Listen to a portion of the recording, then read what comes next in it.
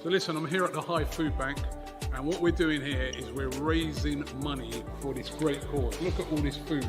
They've got this thing called Walk the Line, right, where you walk around the borough, isn't it? And lots of people do it to raise money, but obviously with the whole lockdown, can't really do that. What we're gonna do, we're gonna get like a couple of treadmills, and we're gonna walk the same distance, but we're gonna walk it in a studio, and we're gonna try and raise as much money as we can. You listening out there? It's the first time we've had someone or an organisation offer to come and do something for us, and that's so exciting. And I think it's a good idea to help other people.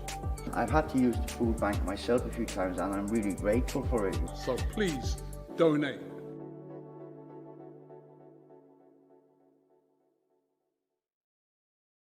Yes, people, good morning. It's Saturday, it's the weekend. What's going on? Good morning, afternoon, and good evening from wherever you're watching from.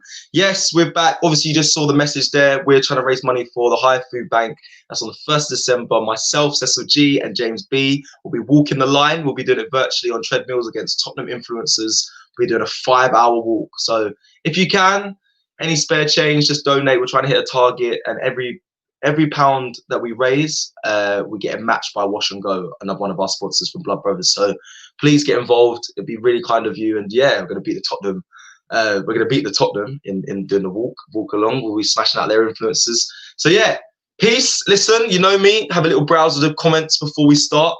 This one here, Harry Potter and Melito setting up for another morning fire.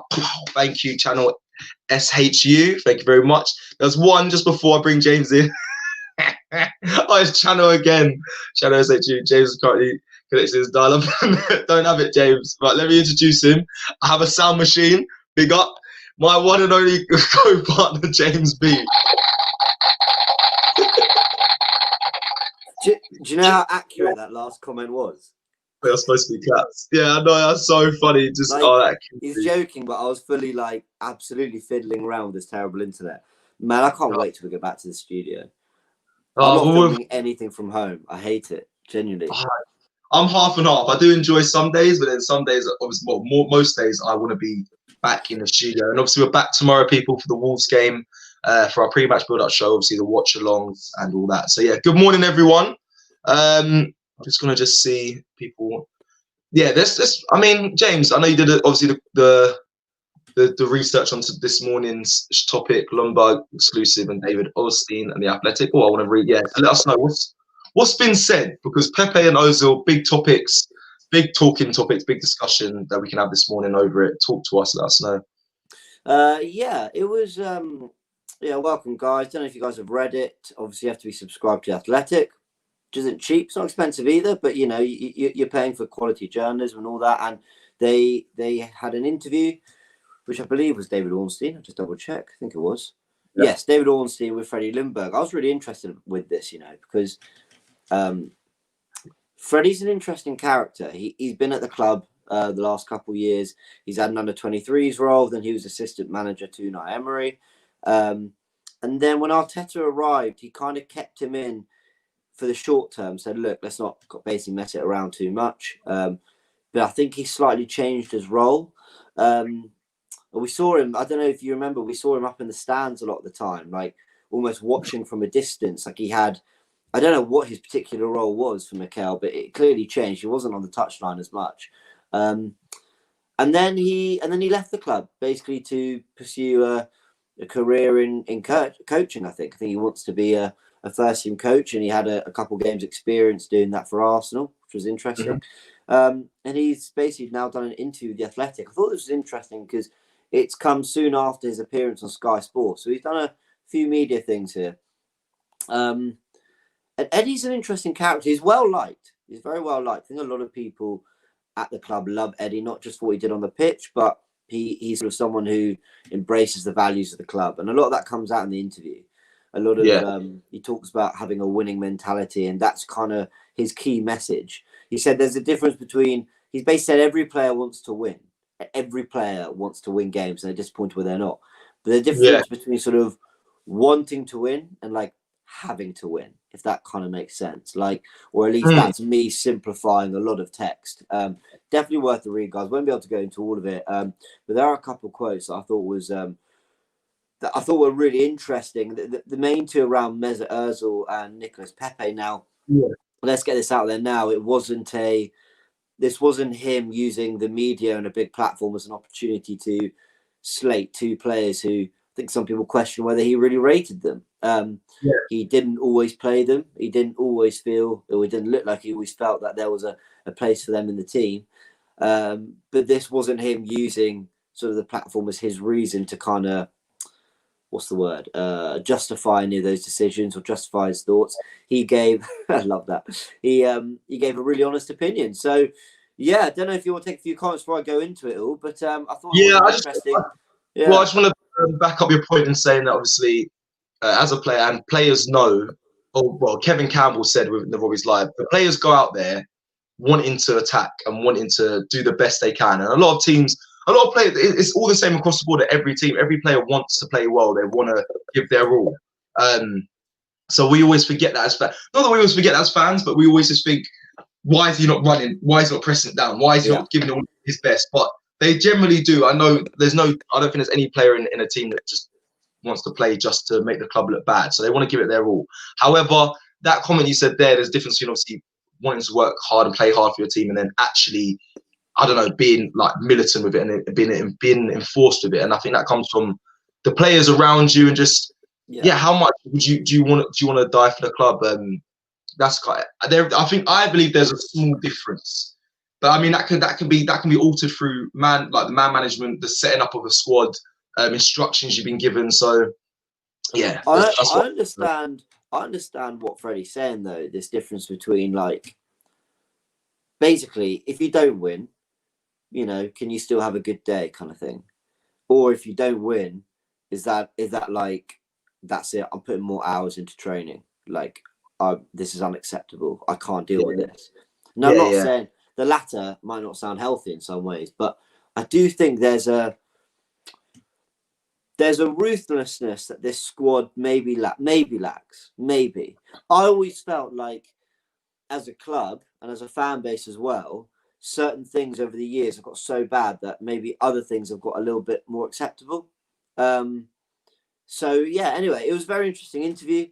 The Mesut Ozil quotes and the Pepe quotes were the bits I thought were most interesting. So yeah, whenever you're good to go, I think we can get into those. Yeah, let's roll. So I've just seen some banter in the comments. Someone saying Son has the same amount of goals as Arsenal, and then someone says Son has the same amount of trophies as But as goals. Listen, keep up. Everyone keep, me. I live for these comments. Yes, right. Let's get into it because I actually want to know. Again, this is to me as well. So let's do this. As I said, Freddie was very complimentary. I thought anyway of Ozil and Pepe. Sorry, when I say very complimentary, I'm misspeaking. I mean, he was more complimentary than I expected him to be. He's always come across like a total gentleman when he speaks about the club or when he speaks to the media. So I don't really know why I expected any differently. I just thought maybe I don't know. I thought maybe he'd be a bit more hard on certain players. I don't know, but he wasn't. He says, Mesut is a great football player. We know that. We will have different opinions and everybody needs to accept that people have different opinions. For me, maybe the way football has gone now, sometimes he's not as athletic defensively. Let's say when you play Man City and you don't have the ball and you need to just run after them, maybe you need more athletic players. But then he goes on to say that when you're playing teams with a low block, that might be where you need Mesut Ozil. And what I quite like about this is, I think what he's saying is basically what a lot of fans, he's found the middle ground between those who say Ozil's the best player at the club, he needs to play every game, and those who go, Ozil's rubbish, he doesn't do it at the highest level, get him out. And I think, I'm a Hufflepuff, there are a lot of people who, in a very balanced world, say, Ozil has talent and there's a place for him and he has quality. But the reality is there's a lot of games where we're not going to get anything out of him. And I quite like that Freddie kind of addressed that part in this interview. I thought it was very balanced and I thought it was very fair. Let me know in the comment section, guys, what you think about that. I mean, but then is it acceptable to have Ozil, who was once a £42 million world club record signing, is it acceptable to say, well, actually, you know what? Yeah, you're really good when we're playing Norwich at home or Burnley at home, but actually, we don't really fancy you for Man City away. Like, it's an interesting debate, isn't it? Yeah, no, it is. I mean, it is. I'm just so the Ozil thing, guys. I don't know what you guys have to say. Ozil asked because I'm past it because it just angers me every time we get onto it because, like you said, it'll be good for the low block formations and breaking holes in defenses, but I just know we're not going to see much of him. Gunner Video says Ozil gives Arsenal creativity how Arsenal need, and because we're screaming out for creativity, it pains me even more. A lot of people are saying we need Ozil, please. Harry Potter speaking facts. Balogun in. Do you know what? Yeah, Pisa. I will take this one. Michael B. Jordan, what an absolute legend. I will take that all day. I've got another one, which is just like switch a bit. Bring Soil back. That's funny. That's funny. But yeah, no. I mean, what he's saying is positive. I mean, about is it? Well, is it though? Because yes, it is. Like in the sense that he's being quite fair. He's basically saying, look, I get why managers haven't played him, but I also get why Ozil's brilliant, needs to play. But actually, this is a guy who's in and around the club not that long ago. He was around back when the pay cut stuff didn't happen. And actually, what we're hearing him say is, yeah, there's a place for him. And Arteta, hasn't made a place for him. So is it positive? Do you know what I mean? Like I'm just trying to have a little look now to see if he said anything else while you take a few more comments. And I'm trying to do the research on the job. No worries. Yeah, no, I think I don't know. I'm so over the debate of the Ozil thing. We definitely need him, but we need to move on. The club, I don't think it's anything to do with Arteta, and it obviously definitely not to do with his ability. Club's freezing him out from a higher board. Spoke about it before. It's the people above, and they will not allow him to play. And I think he understands that. He's accepted that. Score predictions for Sunday, just quickly. I'm going to quickly smash out mine because I spoke about it in our stats preview show. I believe it'll be 1-1. James? No, I think we'll nick it 2-1 actually. Okay, cool. So I thought we'd nick the last 5. We nicked one of them. That's your predictions as well, guys. Yeah. This is what Ljungberg said. He said, when I left in the summer, Ozil was not in the squad. Sorry, was in the squads and now he's not. What's happened there, I can't answer. I don't know if something else has happened. I have no clue. But if you look at pure football qualities, I think my answer is quite obvious. When I was interim coach, I would play him in the games when I thought he could unlock defences, even if I knew his defensive job was not as good as some other players. So that's my opinion. There should be a space in certain games. So he believes there's a place for him in the squad. And he's basically suggesting that he doesn't think it's for footballing reasons, which is what Arteta's obviously said it was. So that was quite interesting, guys. Go check out that interview. He also says a few things on Pepe. He says he thinks Nico will come good, that he's a player who really wants to work hard and that every player makes mistakes. He references when he got sent off at Spurs back when he was playing. He says, don't slaughter them too much because it happens to all of us. The important thing is how they react afterwards. And if he knuckles down, works even harder and tries to improve himself. He then talks about how it's a massive difference between the French league and the Premier League, and that, basically you've got to be patient. So that was all pretty upbeat and supportive and, everything you expect of an Arsenal legend whilst giving his honest take. So, yeah, go check it out. I thought it was an interesting interview with David Ornstein in The Athletic. But definitely worth a read. There's a lot of I'm just going to say I'm surprised we didn't get more from Ljungberg on the whole Ozil situation. I know he probably can't talk about it either in depth, real depth. But it'd have been nice to hear if he had pressure from the board above whether to not play him. But I know they're never gonna admit to it, but that's definitely the case. Anyway, there's also been a lot of news recently in the last half an hour about Ceballos has spoken about the bust up in training and a bit more. I've just literally just read just then because I was just checking. He speaks on the bust up, and after he said it's all fake news, that there was an incident. So I mean, that is a bit annoying because they again, we don't, as fans, we don't want to be treated like we're idiots. Like, we can kind of gauge if it's true or not. Like, and we gauged pretty well that happened, and he tried to put it slide underneath the rug. But So, guys, everyone watching, there was a bust up. I mean, I don't agree with the second, but I just thought I'd bring up that you're very loved here. Come on, yeah, because obviously, I don't know if you guys watched the Instagram live. Man was doing the questions, the quiz, and I was getting a lot of stick in the comments. Not a lot of stick. I got like one bad comment saying this guy's boring. I get one. You got one. I get Harry Potter every day. I think it was like one or two saying being boring and that. But you guys, the thing is, yeah, you're gonna get to know us, myself and James, more in different facets of content. Do you know what I mean? So when we do the walk the line, there'll be banter. You'll see the personality. It's all coming. You'll see it all. You'll see all of that. But for now, we are very strict on what we do. Do you know what I mean? We give you the news daily, and this is how it is. Thank you very much. I appreciate that. Anyway, I'm just waffling right now, but let me get back to it. So yeah, so there was a bust up in training. So that was confirmed. Probably why Louise may not have started as well. Then our game against Leeds. No, not Leeds. Game after that. Or was it Leeds? It might be Leeds. Yeah. So that's one reason. Also, he speaks about save people. Listen, my name's Ceci. I'll take it. Do you know what I mean? I'll take that. It's not Cecil, but I'll take that.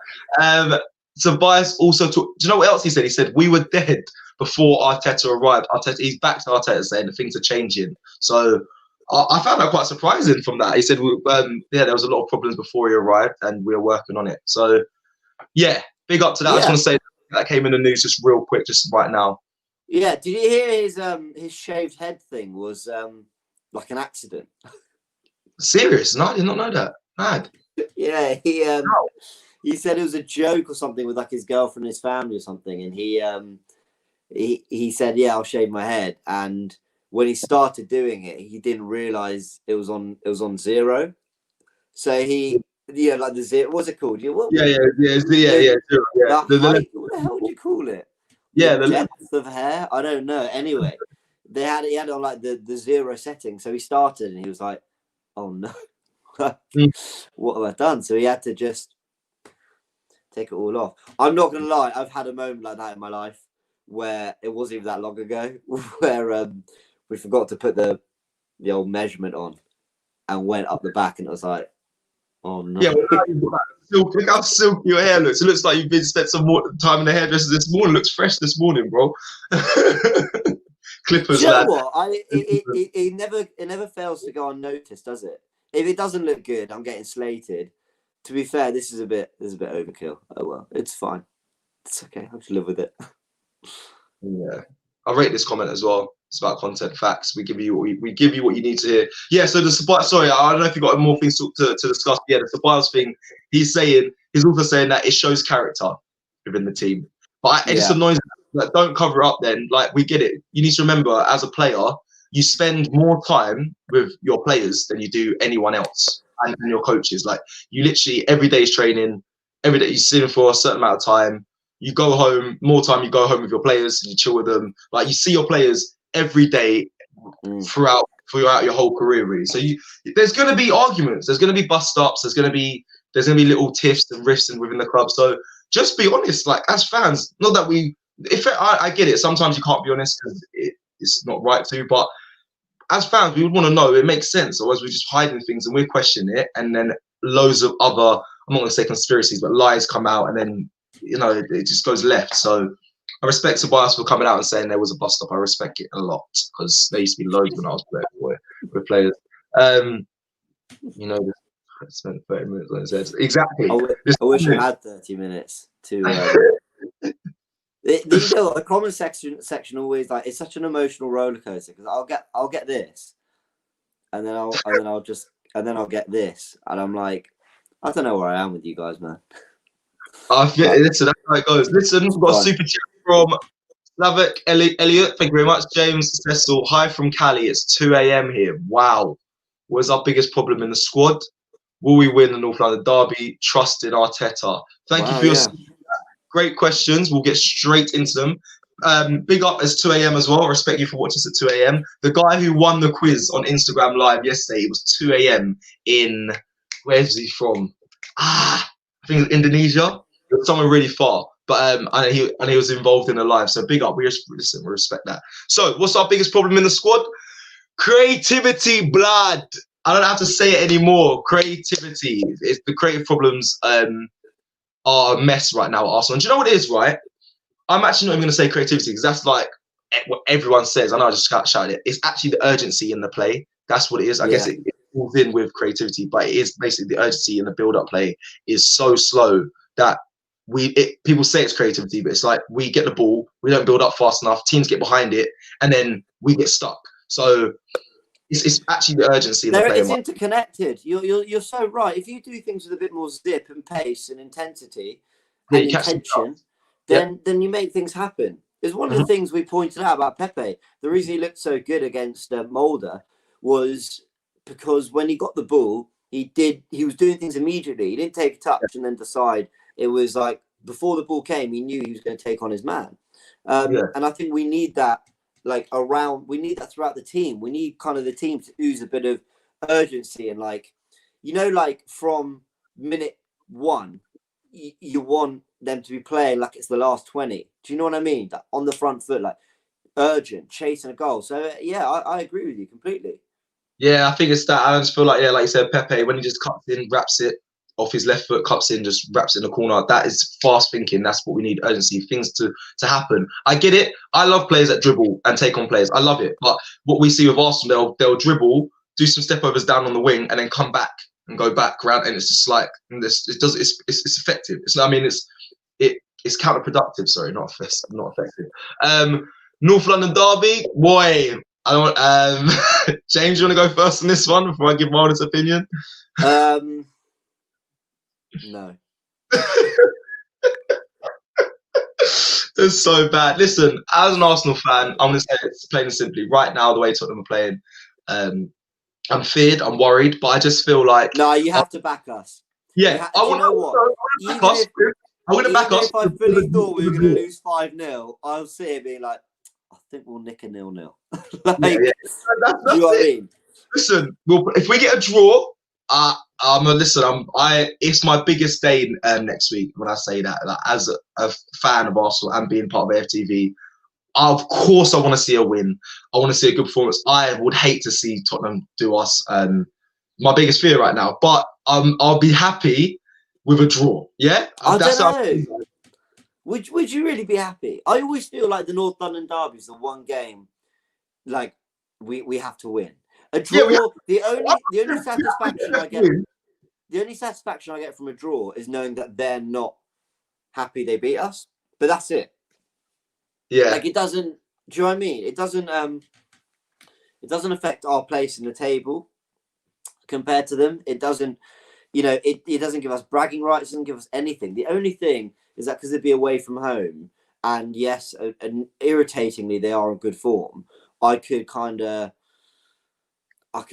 swallow it, but I want to beat them, and I think our style of football suits what they'll throw at us. If that makes sense. Yeah, I mean, all I can say is the players for a derby will be fully up for it. Yeah, they have everyone knows that they'll be fully up for it. Hopefully, and they will be, and that will give us a change. Hopefully, in play.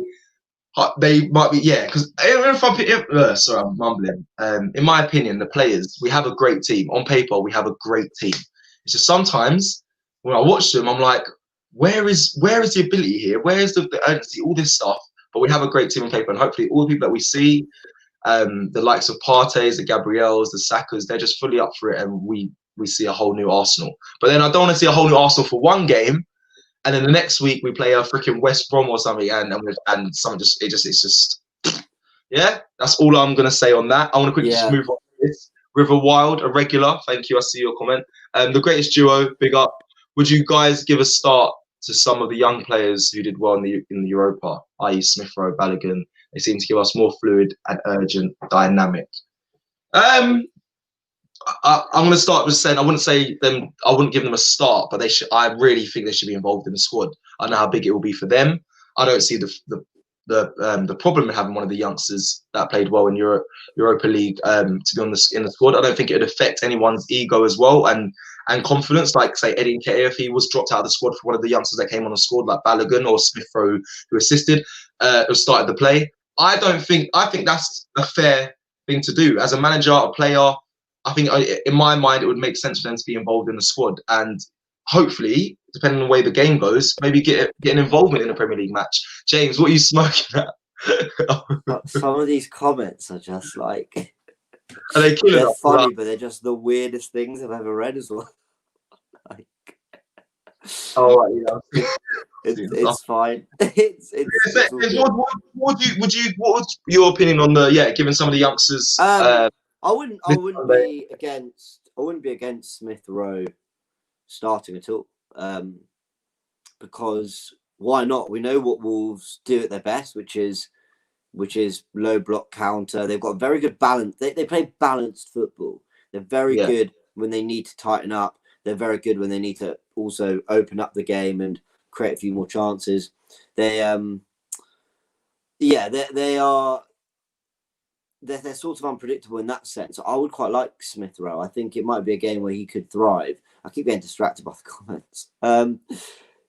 Balogun and anyone else, I'm actually not in favour of them starting. Reason being is we need, I don't know, maybe I sound a little old school when I say this, but like I think we need to win. We absolutely need a win.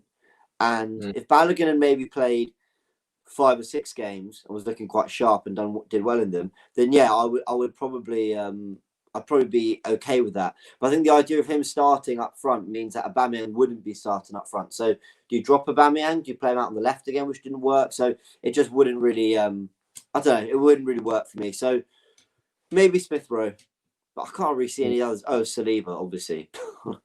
But that's just not going to happen. I feel like it's a moot point at this rate. Yeah. Facts. So okay. Smith Rowe. Hopefully, we'll see Saka as well return this Sunday. Obviously, after his injury, after coming off, I'm really excited to hopefully see him back in the squad. And hopefully Partey. We haven't got full news yet on his return, but we assume, and if I'm honest, I'm about 80% sure he will be starting and involved this Sunday. I'll have a little look. I'll have a little look at the Arsenal website, see if they've updated us on that in a sec. But what they have updated us on is what Arteta's been saying to the press. You know, I like the press conference stuff. So we sorry guys, we didn't have a sort of press conference specific show. Reason being that his press conference from the Molde game, all the quotes came out just before our live stream with Kevin Campbell. So we thought we'd basically sort of merge the two. And the second show, which would have been the Wolves essentially press conference, it didn't really happen. They asked him questions ahead of the game after the Molde clash, and quotes have come out since. A couple of things he said is speaking about Wolves, he said obviously it is different, and you see the way they finished the second half in the last game against Southampton. We know we have to be prepared to go against both situations. In the back 3 formation, they have different options to play as well, and they are threat in different areas, so we need to get prepared like we always do. It's a really tough game. They're one of the most organised teams in the league for sure. They have been together for a long time. They have shown in big games against big opponents how difficult they can make it. So I'm expecting a difficult game against a team that dominates almost every aspect of the game, I would say. They know exactly what to do. He basically just said everything we were kind of saying about Wolves. They're unpredictable. They're going to play a back 3, or they're going to play a back 4. They are very accomplished in every facet of the game. If they need to just keep the ball, wear you out, hold a lead, they can. If they need to sit in a low block and block you out, they can do that. If they need to go and attack and try and nick a win, they've absolutely got the firepower in Pedro Neto, Daniel Podence, Raul Jimenez. They've got the players to do that. So this is going to be a tricky game. It really is, and Arteta seems under absolutely no illusions about that. So interesting to get his thoughts on the Wolves team there, because I like what he said there. You know, balance. It's not just about preparing how we break them down. It's about understanding what they can do going the other way. So yeah, going to be it's going to be a really tricky one. I'm nervous for tomorrow, I must say. Yeah, do you think the Arsenal are focusing too much on? I know not focusing, but worry about the other team a bit too much, or not? Or do you think that he's doing the right amount of calculations for the other team, or do you feel like they should just focus on how they should be playing as an Arsenal when they go into this game? Do you know what I'd say? No, I slightly disagree. Well, maybe, not disagree, because in fairness, I don't know what you think. You just asked a question.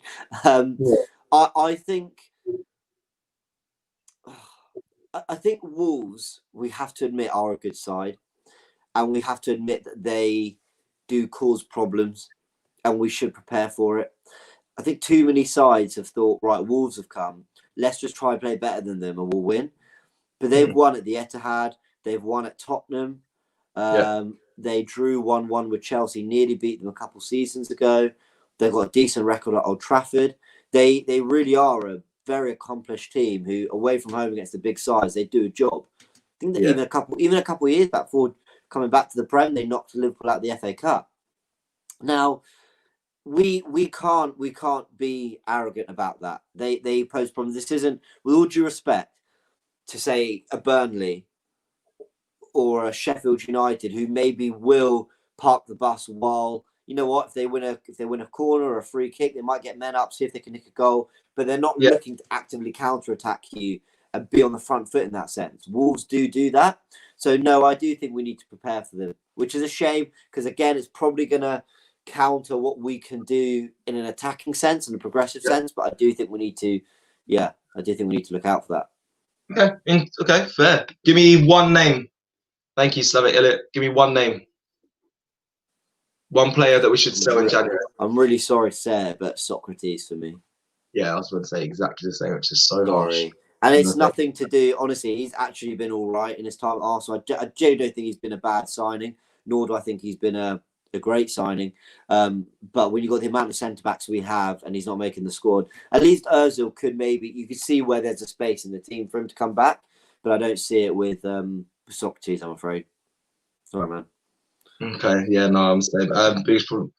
Party update. I said we haven't got full word, but about 8% sure he'll be involved this Sunday. That is it, really. We haven't had an official confirmation, but it was a minor injury in his quad, and a minor injury shouldn't last 2 weeks. I feel like if he isn't involved this Sunday, then we should actually start to worry about how serious the injury is. I think we're gonna. I agree with that. I think we're gonna find out today. I think usually maybe like 24 hours before they let you know about injuries and stuff. So Willian included. Let's not forget we got to. And I know most people probably don't want to see him. Don't want to see him starting. But is he injured though? Is he? Because obviously he came off early, and we found. Well, I heard news that he was injured. He came off early in the Europa League game, but it was an injury. Yeah, it was a slight injury. They were going to assess him ahead of tomorrow's game, but yeah. Okay. Cool. I just want to quickly see. This question is Tammy says the biggest problem with Arsenal is consistency. Yeah. I mean, there's a lot of truth in that. You know, why is it we can execute a game plan and press really well against Manchester United away from home? And by the way, that wasn't a smash and grab. We played really well that game, but we can't do it against Leeds and Villa. Yeah, it's a good point. Last question, not last question, but someone says Tottenham tomorrow's game is important for them. Like, how would we feel if they win? Worried. Obviously, they got Chelsea. Yeah, so yeah, I would be worried. I'll be honest. I would be. Chelsea have looked quite good. They're not going into it in some sort of average form. They got a good win against Rennes. They're on good form in the league, scoring lots of goals. They look dangerous. Hate to say all these things, but they do. If Spurs go, and it is still pandemic football. It is still going to Stamford Bridge isn't what going to Stamford Bridge was like last season. But it's still going to be a difficult game for them. And if they win, that we said this was their tough run. And if they get a win against City and a win against Chelsea in the first two games of this tough run, that starts to look slightly concerning. So, I think we're Blues for that game. I've got to be honest. I think we are. Cool. I'm taking the comments, but that's it from me on my side. James, if there's any more you want to update? Just a quick one. Yeah, Pablo Mari made his return. For the under-23s, yes, against Derby, a 3-1 win. A lot of the youngsters impressing, which was great. Aziz and Cottrell had to come out of the airport and go straight to the game, bless them. So good on them.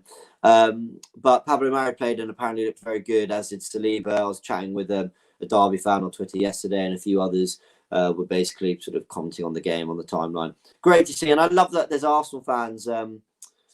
There's Arsenal fans on Twitter sort of watching the game and telling us about the under-23s and telling us about first teamers who are who are looking to make a return. And I think that's being a fan. I love that. I mean, you can be a fan in many ways, but I do really enjoy that. That's it's something I'm going to do more of. Because I mean, you get that in with the youngsters. Who's looking good? Who's going to make the step up? All these things. So it's good for Mari, and glad for the fan base who got to watch that. Yeah, definitely. I want to say big up to you guys as well. I get obviously messages on Instagram as well. I don't really use Twitter, but I get updates as well and conversations from people about Arsenal, and it's always nice. So big up to you all. Thank you everyone for watching this morning. It's Saturday. Enjoy your weekends. Before I leave, I can see Jay's got a little comment. Always good to go on a bit of banter, but thank you for watching. Please donate for the Walk the Line, which myself and AFTV and James and Robbie will be doing. It's a fundraiser for the High Food Bank for this festive season. A lot of people are undergoing without being fed.